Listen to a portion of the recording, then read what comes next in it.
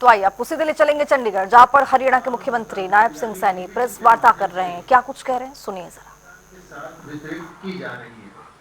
आज इस योजना के तहत 25.53 करोड़ की प्रोत्साहन राशि मुख्यमंत्री दुग्ध उत्पादक प्रोत्साहन योजना के तहत और 75.47 करोड़ की राशि दूध भुगतान यानी कुल 101 करोड़ की राशि डीबीटी के माध्यम से 36,000 लाभार्थियों को दी जा रही है। एमडीडीयू पीवाई स्कीम के तहत ये इंसेंटिव 31 जनवरी 2026 तक का है और दूध की जो पेमेंट है वो 10 जनवरी 2026 तक है। अब मैं माननीय मुख्यमंत्री जी से आग्रह करूंगा, बटन दबाकर लाभार्थियों को वित्तीय सहायता का वितरण करें।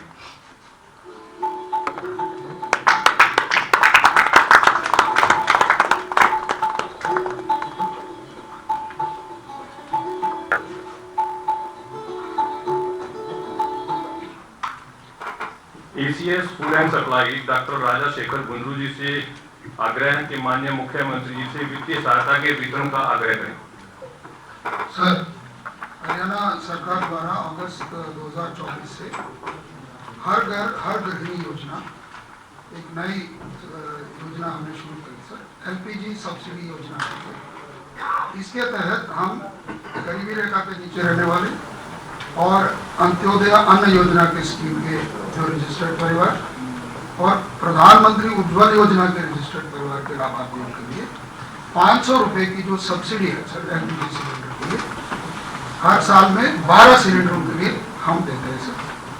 मैं आपसे अभी तक हमने 198 करोड़ 198.51 करोड़ रुपया अभी तक वितरित कर चुके हैं सर। सितंबर 2025 तक आपसे निवेदन है सर, नवंबर और दिसंबर 2025 माह के लिए 38.97 करोड़ रुपए जो एलपीजी की सब्सिडी है सर 12.61 परिवारों के लिए वितरित करने का निवेदन है सर।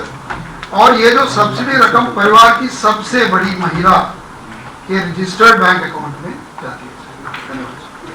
माननीय मुख्यमंत्री जी से आग्रह, बटन दबाकर वित्तीय सहायता का वितरण करें।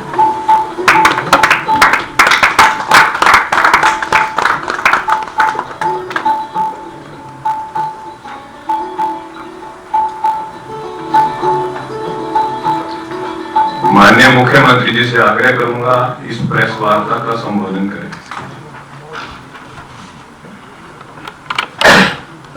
Thank you.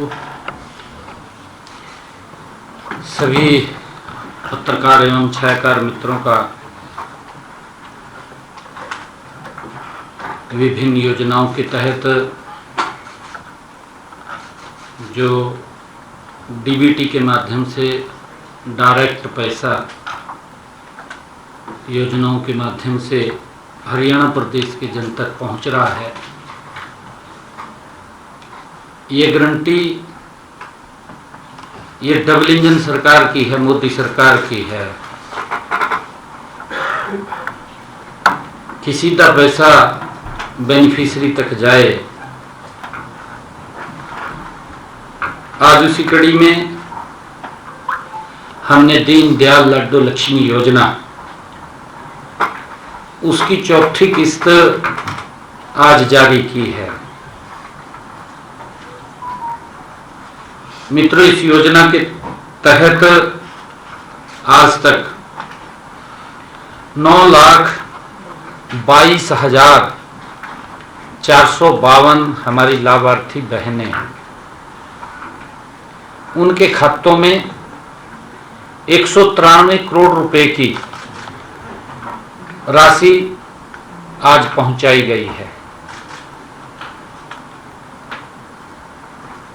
आज जैसे ये जारी की गई है, इन चारों किस्तों का कुल मिलाकर के जो पैसा है वो 634 करोड़ रुपए की राशि उन तक पहुंच चुकी है।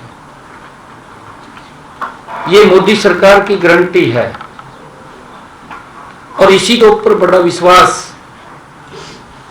देश के लोगों को है।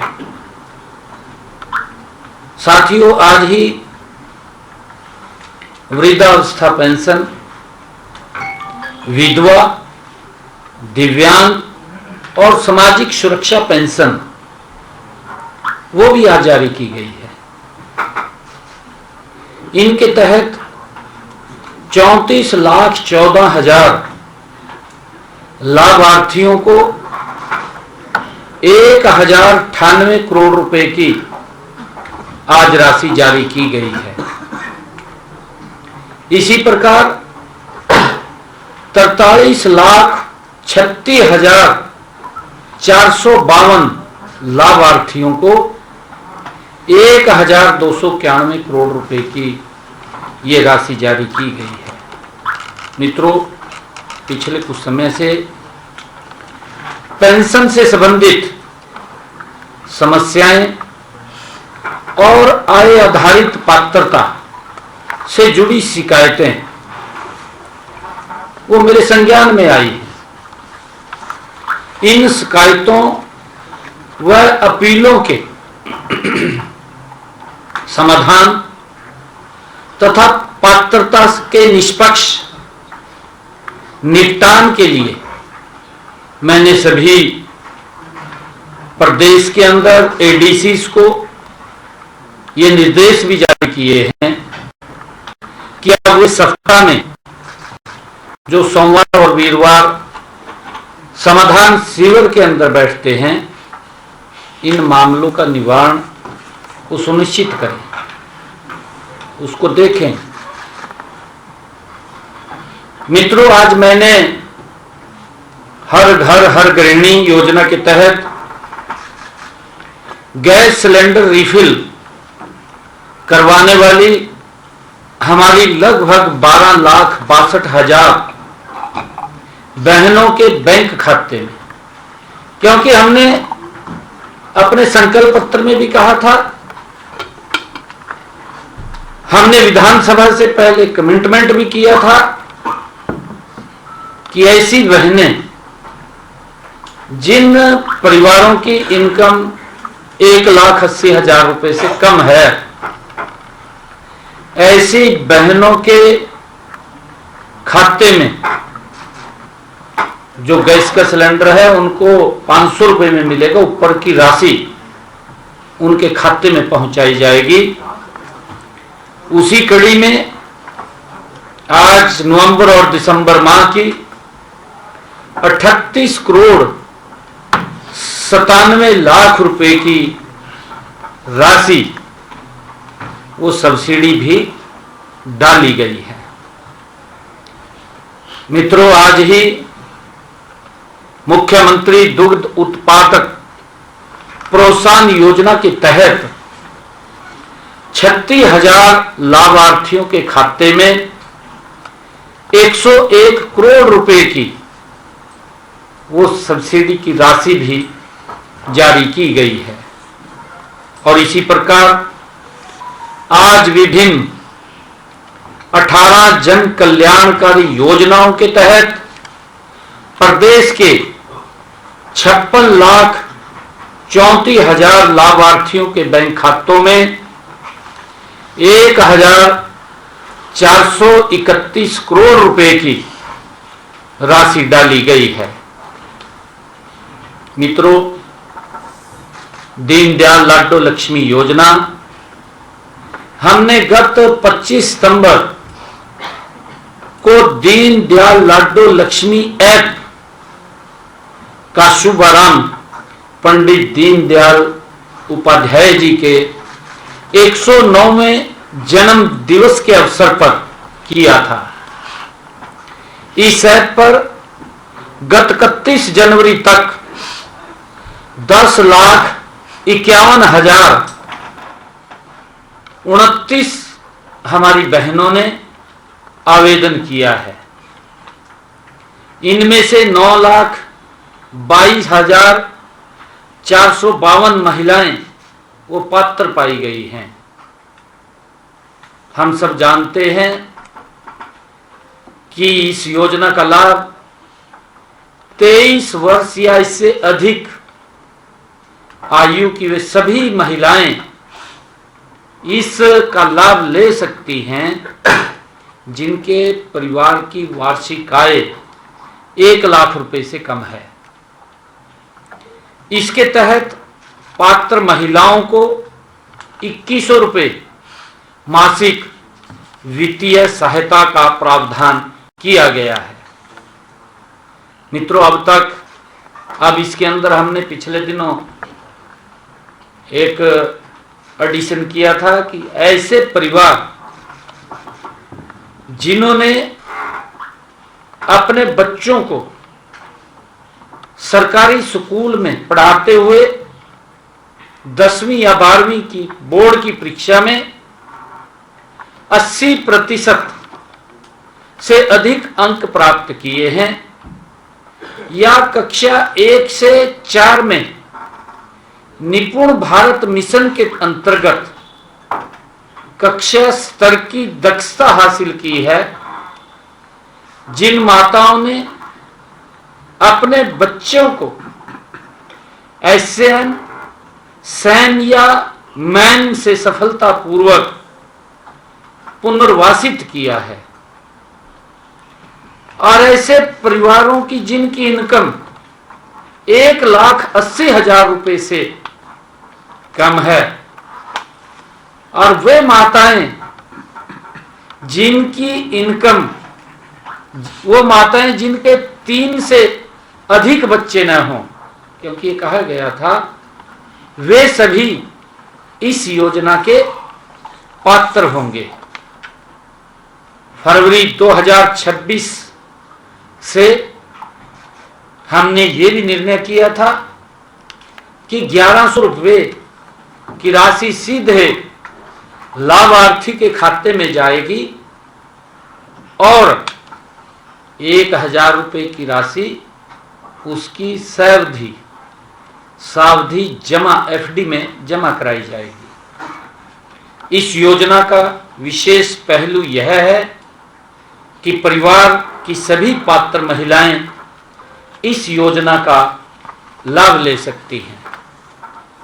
मित्रों, इसी कड़ी में आज मैंने गैस सिलेंडर रिफिल कराने वाली हमारी 12,62,000 बहनों के बैंक खातों में नवंबर और दिसंबर माह की 38 करोड़ 97 लाख ये रुपए की राशि सब्सिडी भी डाली गई है।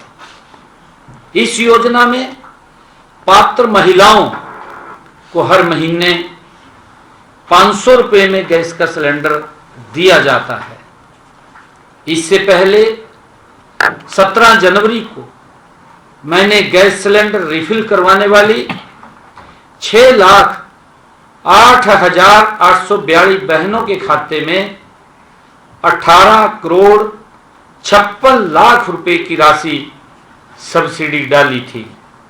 मैं ये बताना चाहूंगा कि आज जारी की गई राशि मिलाकर अब तक 14,78,000 पात्र बहनों के बैंक खातों में कुल 223 करोड़ 31 लाख रुपए की राशि डाली जा चुकी है।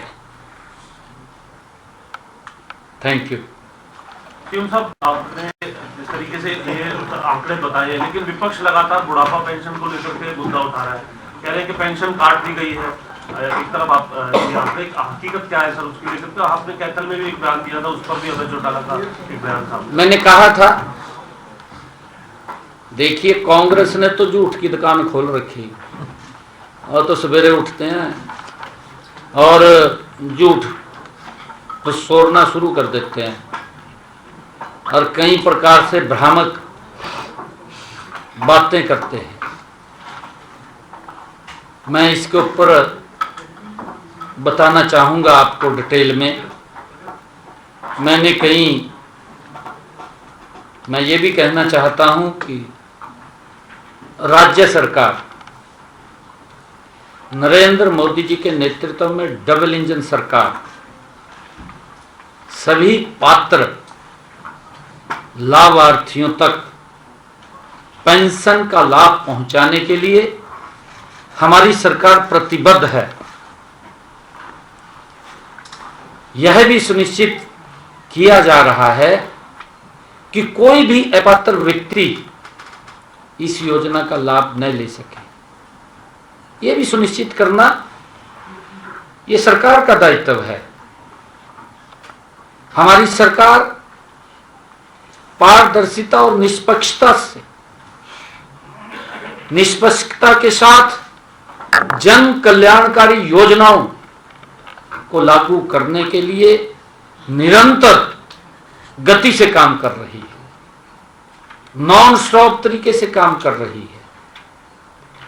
मित्रों, पिछले दिनों जैसा आपने कहा है, विपक्ष के कुछ नेताओं द्वारा जनता को गुमराह करने के उद्देश्य से भ्रामक प्रचार किया जा रहा है। कांग्रेस नेताओं ने, चाहे उसमें बापू लगा लो चाहे बेटा लगा लो, कांग्रेस नेताओं ने लगातार ये भ्रामक गुमराह करने वाले बयान दिए जा रहे हैं कि प्रदेश में 2 लाख लोगों की पेंशन काट दी गई है। ये बयान दिए जा रहे हैं। इस विषय पर वास्तविक स्थिति में स्पष्ट करना आवश्यक भी है, ताकि हमारे सम्मानित बुजुर्ग हैं, बुजुर्गों का सम्मान हमारी सरकार की प्राथमिकता है। अगर आप लोग देखेंगे इस कड़ी में, मैं बताना चाहता हूं, इस कड़ी में देखेंगे देश के यशस्वी प्रधानमंत्री आदरणीय नरेंद्र मोदी जी ने, हमने अपने संकल्प पत्र में भी कहा, मोदी जी ने कहा कि जो हमारा बुजुर्ग है, 70 साल से ऊपर का बुजुर्ग है, अगर उसको कोई दिक्कत, कोई बीमारी हो जाती है, उसके इलाज की चिंता परिवार को नहीं है। उसके इलाज की चिंता अगर किसी को है तो नरेंद्र मोदी और हरियाणा सरकार को है। आदरणीय मोदी जी, भारतीय जनता पार्टी और मैं स्वयं, बुजुर्ग हमारे आदरणीय हैं। हम कैसे, मैंने कहा भी था पिछले दिनों कि किसी को कोई चिंता की जरूरत नहीं है किसी प्रकार की। परंतु मैं, क्योंकि मैं डिटेल में उत्तर दे रहा हूं, मैं आप जो भी क्वेश्चन होगा मैं पूछूंगा। मैं बताना चाहता हूं, इसमें मैं 4 बातें स्पष्ट करना चाहता हूं। जब किसी पेंशन लाभार्थी की मृत्यु हो जाती है तो नियमानुसार उसकी पेंशन स्वतः ही बंद हो जाती है। 2 लाख मामलों जो उन्होंने कहा है, जो गुमराह करने वाला बयान दिया, मैं बताना चाहता हूं, 1,03,000 ऐसे लाभार्थी थे जिनकी मृत्यु हुई के उपरांत पेंशन बंद हुई है। 1,03,000 से ज्यादा। अक्टूबर 2024 से registrar general of India portal में किसी तकनीकी समस्या के कारण हमें हरियाणा में जो हमारे बुजुर्ग चले गए थे, ऐसे व्यक्तियों का डाटा नहीं मिला था। यह डाटा हमें नवंबर 2025 में प्राप्त होने के बाद उसे एक मुश्त हमें ये पेंशन बंद करनी पड़ी। लगभग 37,000 ऐसे मामले हमारे सामने आए थे जिनमें वास्तविक आयु 60 वर्ष से कम थी। पिछले दिनों भी, क्योंकि कोर्ट के केस हुए हैं, कोर्ट के अंदर रिस्टोर करने की भी बात करी गई थी कि ये पेंशन वापस ली जाए, आपके सामने है, क्योंकि क्वेश्चन मार्क लगता है सरकार के ऊपर भी। ऐसे 37,000 मामले हमारे सामने आए थे जिनकी आयु कम थी, 60 वर्ष से अधिक।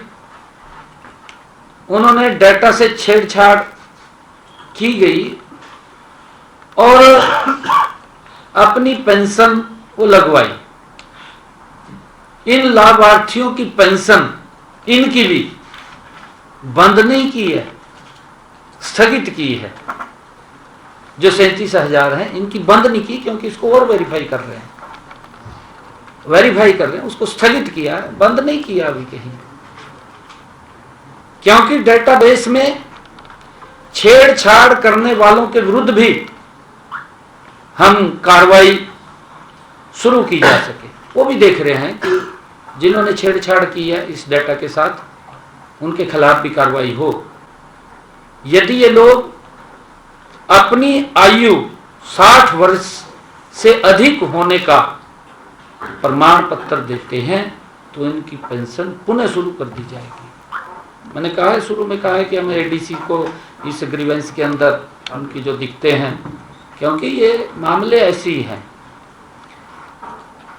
और मैं ये भी बताना चाहूंगा कि 39,000 मामलों में स्थानीय समिति, सेक्टर समिति द्वारा आय आधारित पात्रता का प्रमाण सत्यापन नहीं कराया गया। आय से अधिक उसका उनके द्वारा ही कराना पड़ता है, वो उन्होंने नहीं कराया है। इनकी पेंशन भी बंद नहीं हुई है। जो ये कह रहे हैं ना पेंशन बंद कर दी, क्योंकि वो सत्यापित कराएंगे और उसको स्थगित किया गया है। उसको भी इसीलिए किया गया है ताकि वो अपने प्रमाण पत्र को, जो आय से अधिक की बात है, उसको सत्यापित करा लें। तो कोई ऐसा विषय नहीं है। यदि ऐसे मामलों में आय का प्रमाण पत्र दिया जाएगा तो तुरंत उसका सत्यापन करवाया जाएगा और सही प्रमाण पाए जाने की सूरत में पेंशन उसकी शुरू हो जाएगी। इसमें कोई दिक्कत नहीं।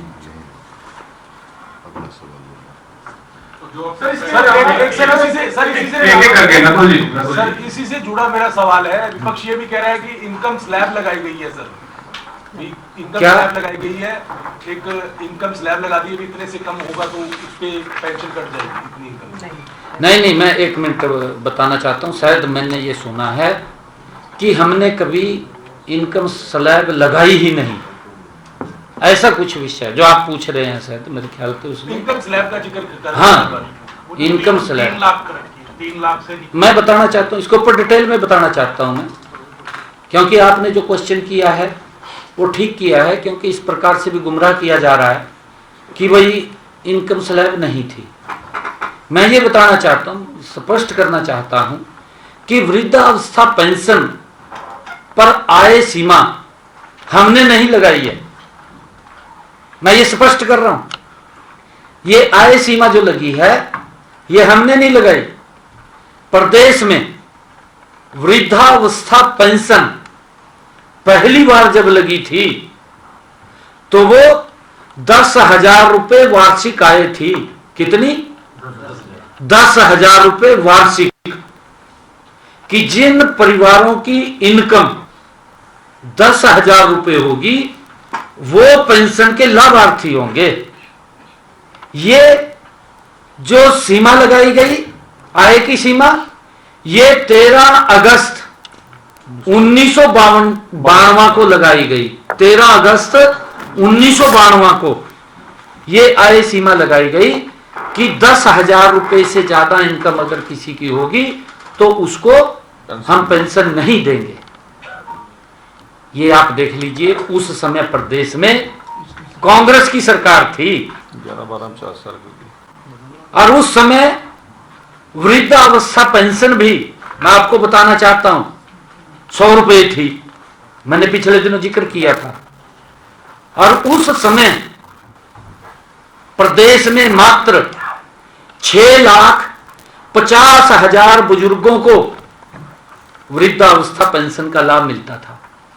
6,50,000 बुजुर्गों को वृद्धावस्था का लाभ मिलता था।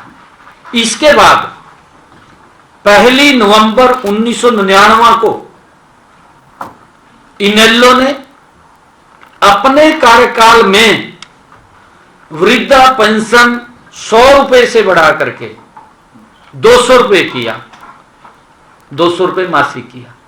ये 1999 की बात है। उन्होंने भी 10,000 रुपए की आय सीमा रखी, जो ये बात कर रहे हैं। इनेलो की सरकार थी, 100 रुपए से 200 रुपए किया, और आय सीमा कितनी थी? 10,000 रुपए। ये उनके समय में भी था। इनेलो की सरकार ने पहली बार 2004 में वृद्धा पेंशन 200 रुपए से बढ़ा करके 300 रुपए की, 100 रुपए बढ़ाए, मैंने पिछले दिनों जिक्र किया था। 300 रुपए मासिक की, परंतु फिर भी वार्षिक आय सीमा का बंधन न तो हटाया और न ही बढ़ाया। बढ़ाया भी नहीं, चलो बढ़ा देते भाई, हटाया भी नहीं, भी हटा ही देते या बढ़ा देते, कुछ नहीं किया। मैं बताना चाहूंगा कि मार्च 2004 में 9,03,000 बुजुर्गों को वृद्धावस्था पेंशन का लाभ मिलता था। 9,03,000, जब ये, क्योंकि 10,000 ही थी पेंशन की स्लैब, हाँ स्लैब 10,000 रुपए थी। इसके बाद मार्च 2005 में हरियाणा में कांग्रेस की सरकार बनी। मार्च 2005 में कांग्रेस की सरकार बनी और माननीय भूपेंद्र सिंह हुड्डा साहब हरियाणा के मुख्यमंत्री थे। 4 वर्ष बाद उन्होंने, 4 साल निकल गए उनकी सरकार के, हाँ 4 साल बाद 1 मार्च 2009, क्योंकि चुनाव आ गया था, तब तो चुनाव आ गया था ना। चुनाव के अंदर तो कांग्रेस की फितरत है कि रेवड़ियां बांटनी बड़ी बड़ी सजा बाग दिखाने। 2009 में वृद्धावस्था पेंशन 300 रुपए से बढ़ा करके 500 रुपए की गई। 300 रुपए से बढ़ा करके 2009 की बात है, ये 500 रुपए की गई, परंतु उन्होंने भी वार्षिक आय की सीमा वो वही रखी। ये उसमें कोई बदलाव नहीं किया, कोई बदलाव नहीं किया। ये 2009 तक 10,000 रुपए की आय सीमा थी। ये जानने की बात है कि कौन बुजुर्गों का हितैषी है। इन्होंने तो वोट बैंक की राजनीति की है। पेंशन धारक थे, ये आगे बता देंगे। और मैं बताना चाहूंगा इसके अंदर स्पष्ट भी मैं करना चाहूंगा कि कांग्रेस की सरकार हो चाहे इनेलो की सरकार हो या हुड्डा साहब की पहली सरकार हो, सभी की यही सोच थी कि कम से कम लोगों को इस योजना का लाभ मिले, कम से कम को मिले, ये सोच थी इनकी। और इसलिए वर्ष 1992 में जो निर्धारित वार्षिक आय सीमा थी सन 1992 में, वो आय सीमा 2009 तक रखी ना, 10,000 रुपए, 10,000 रुपए 2009 तक रखी ना। भाई आप ये जो बात कर रहे हैं ना, बड़ी बड़ी बातें करते हैं, मैं ये उनको आईना दिखा रहा हूं। 10,000 रुपए रखी इन्होंने आय सीमा। ये कह रहे ना कोई आय सीमा नहीं थी, मैं तो डेट भी बता रहा हूं, 20 डेट्स को इन्होंने लागू करिया। और ये तो वर्ष 2014 के फिर चुनाव आएंगे 2014 में। इन्होंने कहा भी रेवड़िया बांटने में तो महान थे कांग्रेस वाले, इतने महान थे तो इलेक्शन में देख दी इस तरह रेवड़िया बांटता थे। बांट देते, सजा बाग दिखा देते पूरे। 2014 में चुनाव आ गए, हुड्डा साहब ने पहले वृद्धावस्था पेंशन को बढ़ाकर 1000 कर दिया, और मार्च 2012 में वार्षिक आय सीमा भी इन्होंने पहली बार बढ़ाई 2012 में 2 लाख रुपए किया। प्रदेश में जून 2012 में उस समय 12,89,000 बुजुर्गों को जब ये 2 लाख रुपए हुई, जब 2 लाख रुपए इनकम हुई, आय हुई, इस सीमा तक देंगे, तब ये 12,89,000 बुजुर्गों को वृद्धावस्था पेंशन मिलती थी, क्योंकि आय बढ़ गई सीमा, और उससे हमारे बुजुर्गों की भी वो बढ़ गई। मित्रों, हमने 5 अप्रैल 2023 को मैं धन्यवाद करना चाहूंगा आदरणीय मनोहर लाल जी का, क्योंकि मनोहर लाल जी ने कभी भी, या भारतीय जनता पार्टी ने कभी भी वोट बैंक की राजनीति नहीं की, लोगों तक लाभ पहुंचाने का काम किया है। इन्होंने तो वोट बैंक को ध्यान में रख करके योजना रेवड़ी बांटते थे। आपने देखा है, हमने 5 अप्रैल 2023 को वृद्धावस्था पेंशन के लिए वार्षिक आय सीमा 2 लाख रुपए से बढ़ा करके उसको 3 लाख रुपए कर दिया गया, जो आज भी जारी है, आज भी 3 लाख रुपए है। इसमें जून 2023 में वृद्धावस्था पेंशन लाभार्थियों की संख्या बढ़कर 17,98,000 हो गई। जब ये 3 लाख रुपए करी तो उसके अंदर 17,98,000 और बढ़ गए। कोई छोटी बढ़ोतरी नहीं है, कम नहीं है, संख्या काफी बड़ी है, क्योंकि उसकी आय सीमा बढ़ाई है। और ये कह रहे जी कहा कोई आय सीमा नहीं लगाई थी, ये किस प्रकार का दुष्प्रचार कर रहे हैं। मित्रों, वार्षिक आय सीमा बढ़ाने से लगभग 5,10,000 नए बुजुर्गों को वृद्धावस्था पेंशन मिलने लग गई। आज वृद्धावस्था पेंशन लाभार्थियों की संख्या बढ़कर 20,31,367 है। आज 20,31,367 आज इतनी संख्या है।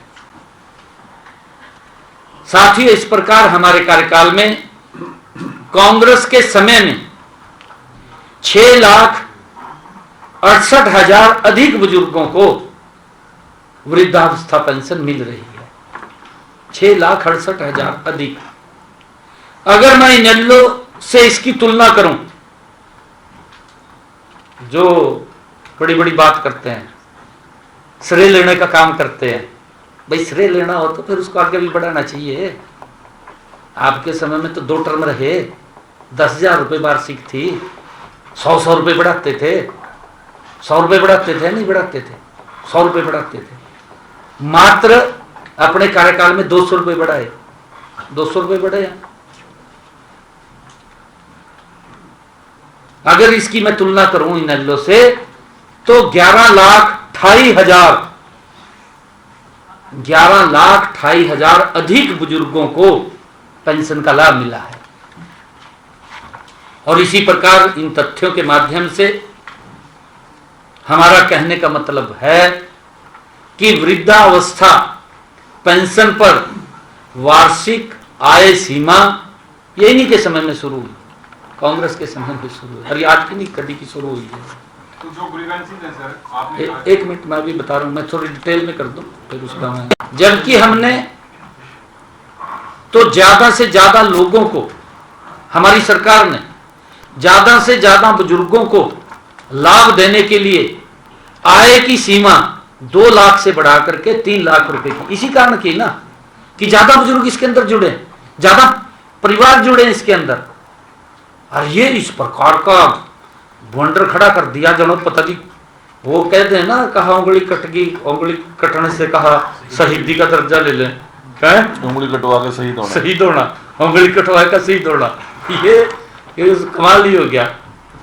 मित्रों, मैं एक और बात बताना चाहता हूं कि इनेलो के 5 वर्ष के कार्यकाल में, उनके शासनकाल में, जो मैंने कहा नहीं उंगली कटवा का शहीद होने की बात है, मैं बता रहा हूं, पूरा प्रदेश इस बात को जानना चाहिए कि इनेलो के 5 वर्ष के शासनकाल में वृद्धावस्था पेंशन केवल 200 रुपए बढ़ी, मात्र 200 रुपए बढ़ी 5 वर्ष के कार्यकाल में। और इसी प्रकार कांग्रेस के 10 वर्ष के कार्यकाल में मात्र 700 रुपए बढ़ी। मैं तो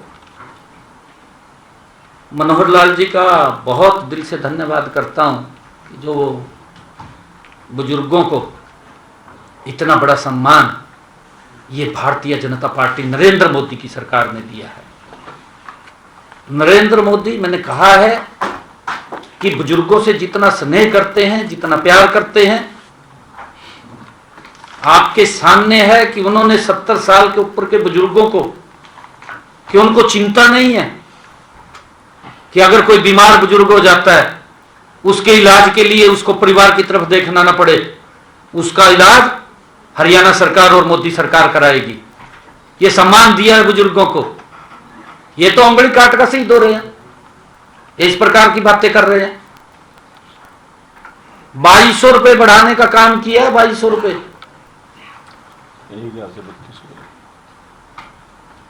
11 वर्षों में वृद्धावस्था पेंशन 1000 रुपए से बढ़ा करके ये 3200 रुपए मासिक किया है, 3200 रुपए मासिक। और इसी प्रकार हमने वृद्धावस्था पेंशन में सबसे ज्यादा 2200 रुपए की बढ़ोतरी की है। 2200 रुपए की बढ़ोतरी हुई है, ऐतिहासिक, इतनी बड़ी बढ़ोतरी। कौन पार्टी बुजुर्गों के हित में है? ये तो वोट बैंक के लिए इस्तेमाल करते थे बुजुर्गों को, इनको अधिकार ही नहीं है बात करने का। इनके सामने शीशा रख दिया है, ये तो सजेबाग दिखाते हैं। आसपास के राज्यों से ज्यादा में सबसे ज्यादा देश में सबसे ज्यादा जो बुजुर्गों को सम्मान भत्ता दिया जाता है वो हरियाणा के अंदर है। आपका पड़ोस है पंजाब, पंजाब में जाकर के पता कर ले, पंजाब के अंदर 1500 रुपए मिलता है और आय सीमा पता कितनी है? 60,000 रुपए। आय सीमा 60,000 रुपए, हमारी 3 लाख रुपए, पंजाब के अंदर 60,000 रुपए। 1500 रुपए सरकार ने सजाबाग दिखाई दिया, 2500 रुपए कराएंगे, आज तक नहीं करे। बुजुर्ग देख रहे, हमने 3200 रुपए कर दिया है जी। साथियों, वर्तमान में 20,31,367 बुजुर्गों को वृद्धावस्था पेंशन का लाभ मिल रहा है। कुछ कह रहे? दीपेंद्र हुड्डा कह रहे थे कि 200 रुपए नहीं बढ़ाए, 3200 रुपए करने का ऐलान। मैं बोल रहा हूँ ना 3200 रुपए, मैं बोल रहा हूँ घोषणा कि आज जो बटन दबा है वो 3200 का ही तो दबा है। क्योंकि ये अभी हमारे अधिकारी ने कहा है ना कि हम हर 10 तारीख को बटन दबेगा, आज की इसकी शुरुआत करने। मुख्यमंत्री एक सवाल सर, सूरजपुर झूला हादसा को लेकर सर अब तक क्या एक्शन सरकार ले पाई है? एसआईटी भी बनाई गई थी सर, इसमें कुछ आया नहीं? उसके लिए देखिए, जो वो झूला के कमेटी के वो मेंबर थे उनको गिरफ्तार भी किया है, 2 लोगों को गिरफ्तार कर लिया है। और हमने जो उसमें इंजर्ड हुए थे, इंजर्ड के लिए हमने जो हॉस्पिटल में उनका इलाज चल रहा है वो सारा का सारा मैंने उसी दिन ही बोल दिया था कि सरकार उनका इलाज कराएगी, उनको कोई खर्चा नहीं करना पड़ेगा। और जो सीरियस इंजर्ड हैं उनको 1 लाख रुपए सहायता भी देने की बात कही थी। और जो वहाँ शहीद हुए हैं हमारे पुलिस के इंस्पेक्टर, क्योंकि उन्होंने अपनी जान के ऊपर खेल करके उनको बचाने का वो काम किया था, उसको हम जो इंस्पेक्टर था उसके परिवार को भी हमने ये कहा है कि उसके परिवार के एक सदस्य को सरकारी नौकरी देंगे। और हमने ये भी निर्णय किया है कि हम झूला सेफ्टी पॉलिसी के आगे इस प्रकार की कोई बात ना हो, हम वो झूला सेफ्टी पॉलिसी भी बना रहे हैं। देश में ये पहली ऐसी पॉलिसी होगी जिससे कि इसका अच्छा लोगों को लाभ भी होगा और सुरक्षित भी रहेंगे, और उनको जो आर्थिक सहायता हमारे पुलिस इंस्पेक्टर जो गए हैं उनको मिलनी है वो तो मिलेगी सरकार की तरफ से सारा का सारा, परंतु परिवार को एक नौकरी भी देगी। विपक्ष ये कह रहा है कि जो 1 नवंबर से आपने घोषणा की थी ना कि 3200 रुपए दिए जाएंगे, वो अभी तक भी 3000 रुपए ही आ रहे हैं जो बुजुर्गों। नहीं, मैंने कहा ना भी आज चली गई वो एरियर चला गया। नहीं, आज का गया, आज से जो पेंशन जो वृद्धावस्था पेंशन का नॉर्मलिटी के टाइम में जो शुरू हुआ था परिवार का जैसी 7 साल की उम्र होती है अपने आप ही पेंशन बन जाती है और बुजुर्ग से पूछते हैं। बिल्कुल आपने सही क्वेश्चन पूछा। आपको भी कहा था कि बुजुर्गों से पूछा जाता है परिवार से कि आपने पेंशन देनी है नहीं देनी है, कुछ लोग नहीं लेते हैं, अभी हम छोड़ देते हैं नहीं लेंगे। तो ये जो उम्र वाला इशू आया, आपने कहा कि इतने लोगों की उम्र कम है जिसकी ड्यूटी स्थगित की गई, ये उम्र का कम कैसे हो रहा है? क्योंकि वो मैंने ऑटोमेटिकली परिवार से जुड़ी हुई है। एक तो ये दूसरा जो सेक्टर के द्वारा सत्यापित करानी, सेक्टर कमेटी या लोकल कमेटी, ये तो इंटरनल प्रोसेस है। देखिए, तो ये दोनों इशू क्यों आ रहे हैं? मैं आपको बता रहा हूँ, मैंने ये भी कहा है, आपने शायद सुना नहीं है ध्यान से, मैंने कहा भी डेटा से छेड़छाड़ की गई। मैंने कहा है, एक मिनट, किसी ने अपने आधार में एज कम करा ली, आधार में एज कम करा ली, हम उसकी जांच कर रहे हैं ना, अभी हमने उसकी बंद नहीं की, उसकी हमने होल्ड की है, स्थगित की है, अभी बंद नहीं की उसकी, उसको जांच करें थी उसको कम करवाया गया। मैं कह रहा हूँ डेटा से छेड़छाड़ हुई है, डेटा से छेड़छाड़ हुई है, वो रिकॉर्ड है, देखिए वो रिकॉर्ड आ जाते हैं सारे के सारे उसके अंदर। और एक और आपने जो कहा है लोकल कमेटी और सेक्टर कमेटी, आय की बात, आय वाली बात कही आपने। आय के अंदर, क्योंकि जब आपने कहा है कि ये ऑटो मोड पे हमने किया है, क्योंकि व्यक्ति ने अपने आप ही करके देना होता है, जब वो अपने आप आय का देता है और उसके ऊपर अपलोड करता है तो उससे तो पूछता नहीं, अधिकारी तो जाके उसके साइन कराएगा, पेंशन लग जाएगी, उसको वेरीफाई तो करेंगे ना। तो उसके लिए भी उनकी बंद नहीं की गई, उसको भी होल्ड किया गया है कि आप उसको सत्यापित करवा लें, इनकम को सत्यापित कराएंगे तो हो जाएगी, और वो भी संख्या ज़्यादा नहीं है। सेक्टर कमेटी ने अपने आप करनी है, वो बंदे जाके कमेटी से सत्यापित नहीं करानी। डॉक्टर साहब, सवाल का जवाब आपका आ गया कि उसके अंदर वही कहा है ना मैंने कि उस सत्यापित हो रही है, उसको वेरीफाई कर रहा है। तो जो खेल और खिलाड़ियों पर बड़ी प्रायोरिटी है सरकार की। आज तक की हमारी स्टोरी है, रोहतक और सोनीपत में कुछ नेशनल प्लेयर्स हैं जिनके खाने के जो अलाउंस है या फिर उनकी प्रैक्टिस है या जो प्राइज मनी इनको अलॉटेड की अनाउंस की गई थी, वो कह रहे हैं कि अभी तक वो मिली नहीं है सरकार। कल जारी करती ना सारी, वहाँ गुरुग्राम में, दोनों जगह रोहतक गुरुग्राम में कर दीजिए। कल वहाँ 4000 खिलाड़ी थे पूरे प्रदेश भर के, आज सब अखबारों में तो लगा हुआ। व्यवस्था तो ग्राउंड लेवल पर उस तरीके से शायद उसके भी सब इसके टेंडर हो गए हैं। जो हमारे स्टेडियम थे उसके लिए अलग से मैंने कहा है कि इतना बड़ा बजट हमने पहली बार जारी किया है हरियाणा प्रदेश के अंदर, इंफ्रास्ट्रक्चर को मजबूत करने के लिए काम हो रहा है, गति से हो रहा है। कितने हमारे स्टेडियम उस स्तर के बन रहे हैं लगातार, जहाँ पर आने वाले समय के अंदर हमारा, क्योंकि ये खिलाड़ियों की भूमि है और यहाँ से हमारे खिलाड़ी निकल करके जाते हैं और राष्ट्रीय अंतर्राष्ट्रीय स्तर के ऊपर भारत का परचम लहराते हैं। कल जारी कर दी ना सारी की सारी। सर, तहसीलदारों की हड़ताल चल रही थी, अभी खत्म हो गई है, तो कुछ मांगे उनकी की सरकार ने मान ली है, उनकी मांगे जो काम अटका हुआ रजिस्ट्रियों का उसको भी किया जाएगा। जो तहसीलदारों की हड़ताल तक चल रही थी तो वो खत्म हो गई है, तो क्या कुछ मांगे एक्चुअली सरकार के सामने इनको माना गया है, कुछ जानकारी नहीं मिल पाई? अधिकारी स्तर के ऊपर बात हो रही होगी उसकी, क्योंकि सर 10,000 से अधिक रजिस्ट्रियाँ ये बताया जा रहा है कि उसकी वजह से प्रभावित हो रही है, और जो अभ्यर्थी हैं जिन्हें HPSC SSSC के एग्जाम में नहीं, मैंने ये कहा था, मैं आपको बता रहा हूँ, मैंने कल परसों एक स्टेटमेंट दिया था, मेरे को पत्रकारों ने पूछा था, मैंने कहा था कि उनका अगर कोई ग्रीवेंस है वो बताएं आकर के, और बताएंगे तो उसका समाधान है। हड़ताल उसका समाधान नहीं है, हड़ताल का क्या समाधान है, कम से कम वो बताएं तो ना भी ये विषय है।